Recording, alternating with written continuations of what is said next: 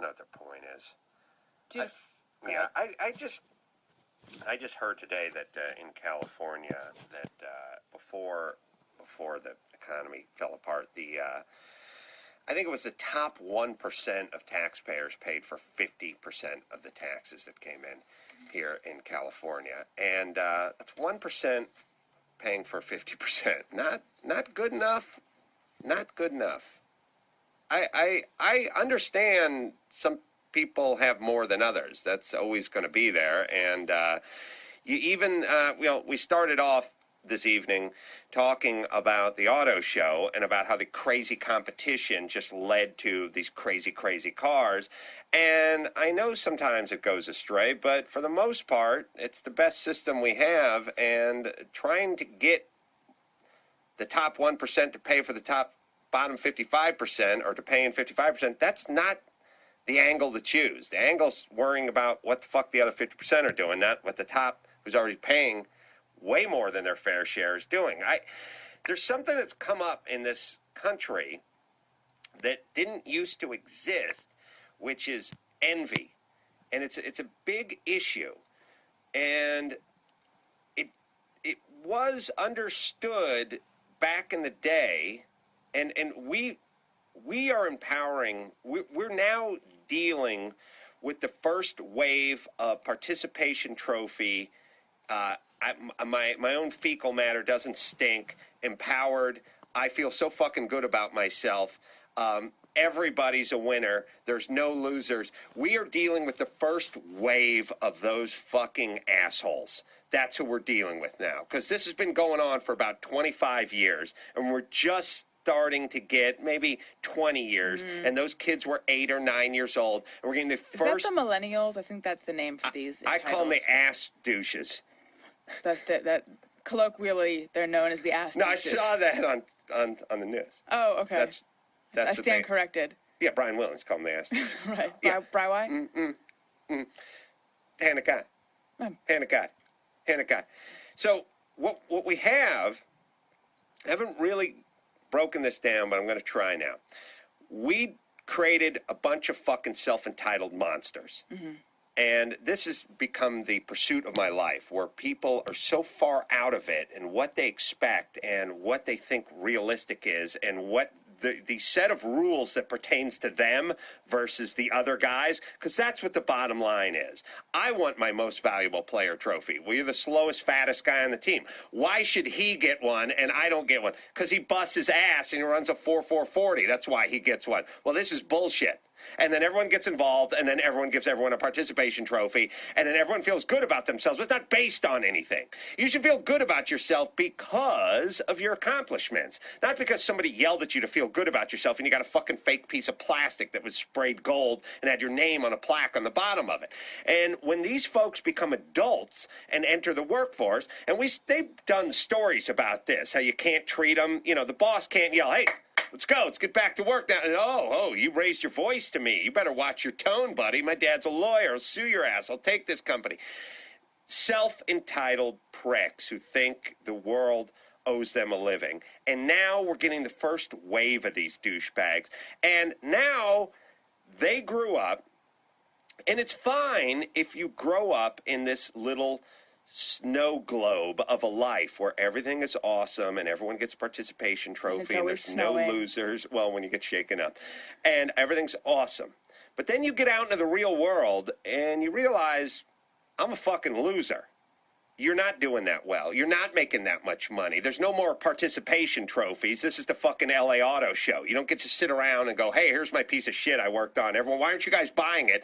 And then, instead of finding a fucking mirror and finding the reason why no one's buying your car, you just want to run around and yell at everyone else who's selling cars. And now you want to take shit and throw it at the cars because you want to fuck their cars up. Because that's what's going on.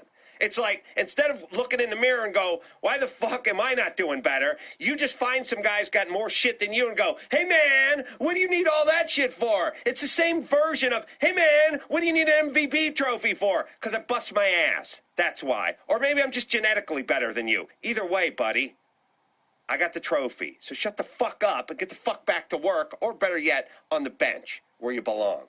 This is what's going on. So they're feeling shame. They've been shamed by life because they haven't been prepared for life. They've been had so much smoke blown up their fucking collective asses by the time they get out in the real world and they realize the real world doesn't give a fuck where you're from or what your mommy said you were or how pretty you are or what you do. They don't give a fuck what anyone, and all those lies that were told to your parents about how special you are and how no one was created like you and all this bullshit advertised with Nike and all this, like, it's just one you and you take it all and it's your world and all that Reebok shit doesn't mean shit when you get to the real world and you're just looked at as peon number 27 who's putting in an application, and guess what? I don't like your attitude, douche. Fuck douche. Ass douche. Ass douche. Get your fucking feet off my desk and hit the bricks. I'm not hiring you. Then now your plan is to come back and throw a brick at my window. That's your plan. This is what's going on. It's this envy and shame, and there's going to be a lot more of it. Because it used to be, back in the day, father would be walking his son down the sidewalk, and you'd see a guy go by in a Rolls Royce, and the father would say, "There goes Mr. Jenkins. Look up to him. That guy works hard. That guy built a company. That guy built an empire. Now look at him. He's got his Rolls Royce. He's driving up the hill." But what do we do now? Now it's like, oh, look at him.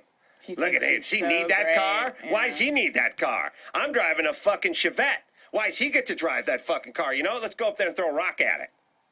That ain't going to help you get out of the Chevette, ass douche. That's right. Get the fuck to work. And by the way, parents, society, we are creating a group of self-entitled monsters. Well, let's knock it off. Right. And I'm wondering, all the parents that created this culture of ass douchery, are they the ones who are feeling like, well, I was never told I was special enough? Like, are they overcompensating for their childhood? Because now there's been like sort of a few generations that are aware of Dr. Spock and aware that kids have special emotional needs and et cetera. We started, we have these weird swings in raising kids, and they're not very good.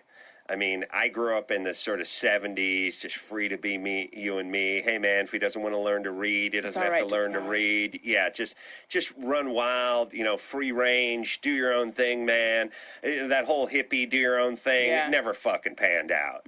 And the super self-esteem building and just all this bullshit where we have to knock down a Christmas celebration, call it a holiday celebration so we don't offend the one kid whose parents are litigious or whatever. We fucked our society up royally. We've basically taken that one kid and empowered him, and we've got to stop, because that's what all this is. It used to be that you looked, I'm not saying you took random rich guys and worshipped at their altar, but you took guys who built something and you said, there's a guy who's accomplished something, not, well, why isn't he paying his fair share? I mean, when did that ever fucking come about? That guy paid in millions of dollars last year. You paid in shit, and you're pissed at him? Obviously, it doesn't make sense. Obviously, it's not a rational thought. It's shame-driven. And you want to extrapolate this. This is essentially what the terrorists do with us. They see us over here in our hot tubs, driving our big cars around, having our parties, turning on... Dude, big cars with hot tubs. Yeah, stretch limos with hot tubs. Our chicks looking hot, fake boobies and bikinis and all that. And they're like, fuck it, Allah's going to take care of these guys. And then Allah doesn't take care of shit. And then they come down and blow our buildings up. It's this weird, it's not, we think it's about religion or we think it's about, cultures. It's one culture can't live next to another culture that's thriving without getting pissed off, envious, resentful. You then get shamed, and when you get shamed, there's two things you can do with shame. You can be shamed and go, I better get my shit together, or you can be shamed and go, I'm going to tear that guy's shit down, and that's where we're at now. When you feel that shame, get your shit together, leave my shit alone. Yeah, it's like global sibling rivalry. Thank you. That's what it is. It's old. It's as old as the Bible. That's the news. I'm Allison Rosen.